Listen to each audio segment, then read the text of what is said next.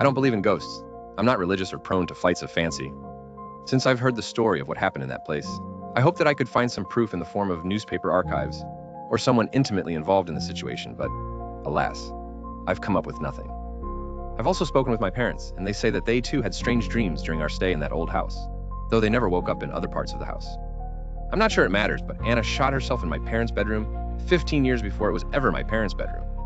I've heard that she drowned her daughter and then killed herself, but no one really offered an explanation other than the fact that she was obviously mentally ill.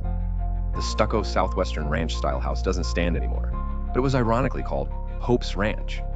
Eggshell white with a red tile roof, it was built on the side of a washboard country road a mile or so from the river. I was 6 years old when we moved to Hope's Ranch, but didn't hear the story of Anna's plight until I was much older and we had long moved away. We only stayed there for 6 days before we forfeited the deposit and moved back to our old apartment. My most vivid memories about that house come from what happened after I had gone to sleep. The first night I woke up in the cellar. My mother said that I had been sleepwalking, but you can imagine the rude awakening I gave my parents when I found myself in the dark humidity of a room that wasn't my own. The second night passed without event. On the third night I had a dream that has stuck with me for the past 17 years. I stood in the driveway on the intersection of the dusty road that my new home sat upon. It was on a summer day beneath a sky that was gray with the threat of rain. To the south, thing, stood a quarter of a mile away from me at the dead end of the road.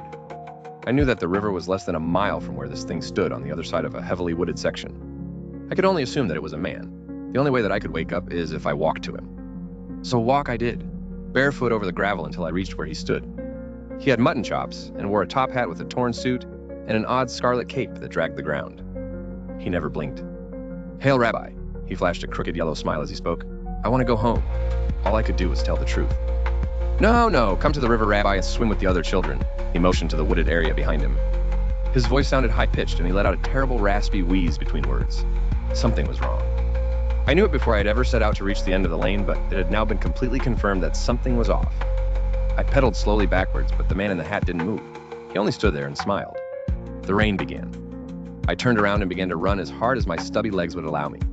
I looked back over my shoulder and knew that it was no good. The man had gotten down on all fours and was running like an ape, using his arms and legs to cover ground faster than I could ever hope to. I had reached the yard, but lost my footing and fell flat on my face. I knew it was the end, and then I woke up. This time, I was in the yard with bleeding knees and entirely out of breath. I remember knocking on the door and screaming until my parents came out, and not being able to properly explain anything about the situation. A few days later, we left that place and never went back. It could be that I was only sleepwalking, though I hadn't before or since, and had a terrible nightmare, as kids often do. But many times I can't help but think that Hope's Ranch wanted me to go to the river to swim with the other children. I've had to edit this 100 times for